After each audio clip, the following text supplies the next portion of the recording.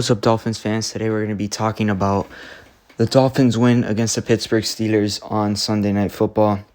Going over what we liked, what we didn't like. Before we get started, make sure you guys subscribe, like the video, make sure to share the channel. I'd really appreciate it. We're trying to continue to grow, so we're going to get straight to it. It wasn't the best of wins for the Dolphins on Sunday night. They got it done though. Thanks to that interception from Noah Benogany. Also, Javon Holland had an interception, and Bethel, which is actually a Pro Bowler for special teams. So he had to go out there and play corner for really the whole game. He did a good job of that. That group, we were playing with mostly backups. So we'll see how that goes the rest of the season. Would like to see some more trades, more action, trying to get better depth in that cornerback position. But let's talk about the game before that. Dolphins won 16-10 in the first quarter. They came out firing on all cylinders. Those first two, even three drives, that offense looked really unstoppable. Tua, the first drive, Tua only had one incompletion, and it was to Gesicki where it ricocheted off his helmet. So really, for the first three drives, the offense and Tua looked very good. The running game was pretty good this game. Mostert had 79 yards for 16 carries. On the receiving end of things, Waddle had 4 receptions for 88 yards, and Tua had 261 yards with 21 completions and 35 attempts. Edmonds didn't really get a lot of action. He had another drop this week. It seems like Mostert's gonna be the main guy from now on. Due to those drops and those just lack of running the ball, for big gains on that fourth and third call where McDaniels elected to go for it instead of kicking the field goal. He actually, if he would have cut back, he would have had a 20-yard gain. He instead of bouncing out, he just went through the middle and got stuffed. Where Teron Armstead had a perfect block where he could have gone through that gap and had at least 20 yards. So that vision, I would have liked to see maybe Mostert in there if he's gonna be the starting guy, the main guy. Have him in on fourth down, and really majority of the time, which is what has been done. Tyreek Hill, he had 72 yards for 7 receptions, and he had 13 targets actually. Him and Tua weren't really on the same page. There was one where Tyreek ran like it wasn't a slant. It was like a post, 15-yard post route, a short post, where Tyreek was open, and he kind of like slowed down, and that's why Tua hit him out in front. So if he doesn't stop, he's actually, that might have been a big gain, maybe even a touchdown. Who knows with Tyreek Hill's speed. But that was one missed opportunity. Then Gesicki had he had one drop, and then the other one was just, there was 2 defenders and he couldn't bring it in. But he had 7 targets, so they're trying to get the ball to him more the past 3-4 weeks. They've been targeting him more. Then on the defensive end, the defense played great. At least that secondary. Javon Holland, he had 4 solo tackles and 5 total tackles. The leading on the team was Van Ginkel and then Bethel. But on the front end, the D line really didn't get much pressure. Had 2 sacks. Jalen Phillips had 1.5, so mostly from him. We saw without Emmanuel Ogba how different that defensive line is. But still, Jalen Phillips has been playing very well. We like to see that 2 tackle for loss. So he's really coming on this year and playing good football. Christian Wilkins also had half a sack. And then in the secondary, like I said, Javon Hollins had a pick, Igbenogany had a pick, and Bethel had a pick. But Xavier Howard really locked down on his side of the field. Allowed like 10 yards. He played very, very well.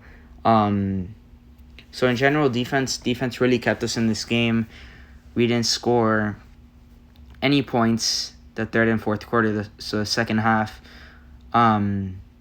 Defense kept us in the game. Had that big pick on the second to last drive from Vaughn, and then on that last drive from Noah. I'm glad it was Noah who got that interception. He hasn't had the best of starts to his career. Obviously hasn't gotten those opportunities that he's might have wanted as a first round pick, but even if he allowed some big plays or some big gains in that game, it's very important that he gets that confidence up, and maybe he's the guy of the future if he keeps playing with that confidence. So really nothing negative to say about the defense, just that we need to get more pressure on the quarterback. I know we didn't have Ogba, but still, that even with Ogba, we've kind of been struggling. So I don't know, maybe McDaniels actually came out today and said that he's gonna anything that he thinks there's something in the roster that is lacking, like talent wise or depth wise, that he's gonna do what he can to fill that position.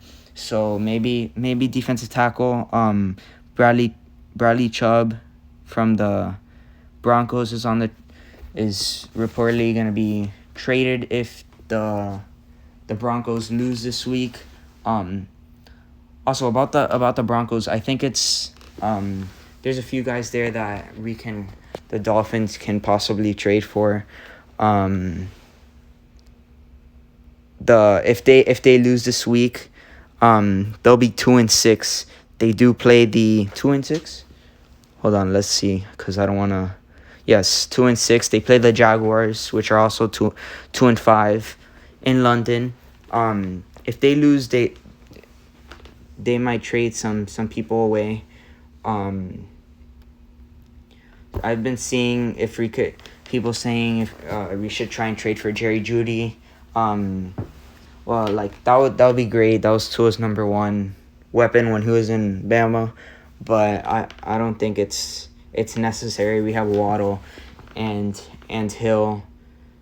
They're still top 5 both in receiving, so I don't think that's necessary. I think first it's cornerback position, then offensive line, and then maybe running back. But other than that, I think those are the main two or three that we need.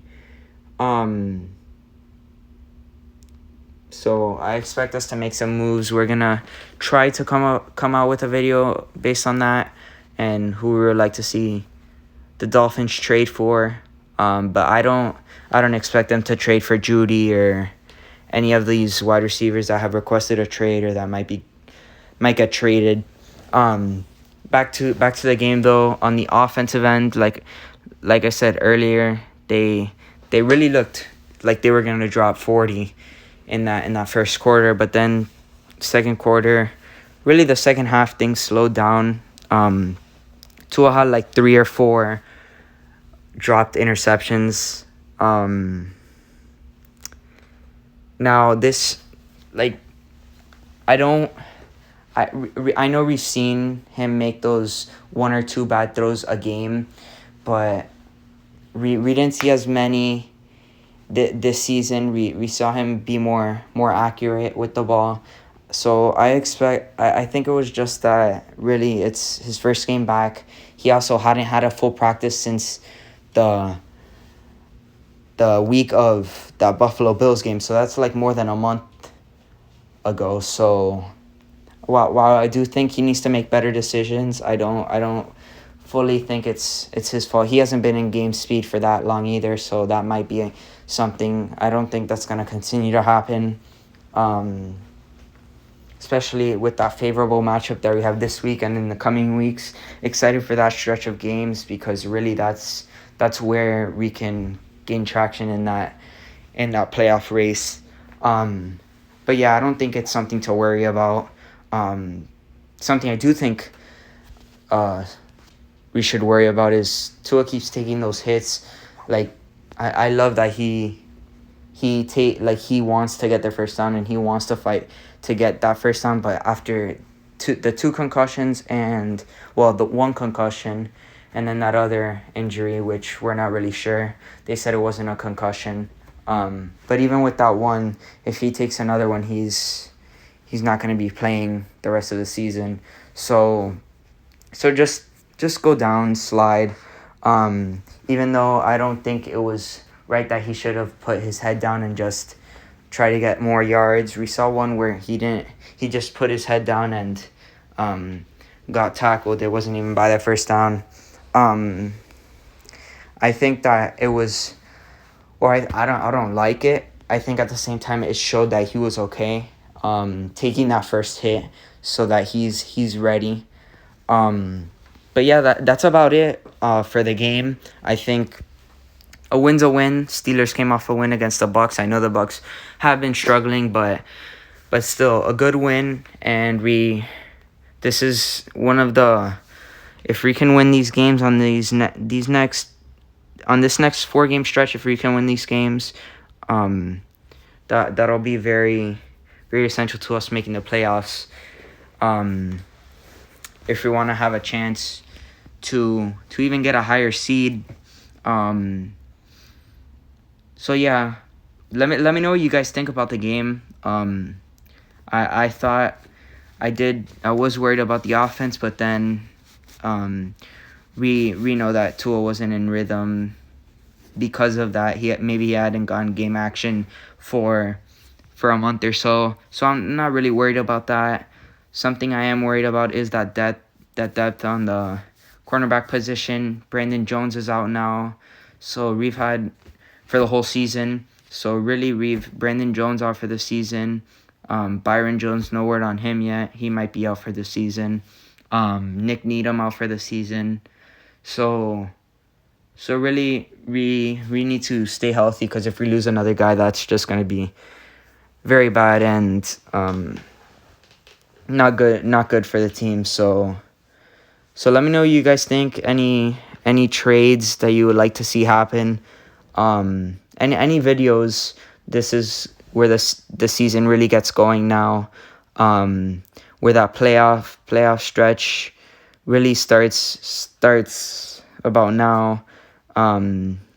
Late October, November. So let me know what you guys think. But yeah, that's the end of the video. Thank you guys for watching, and fins up.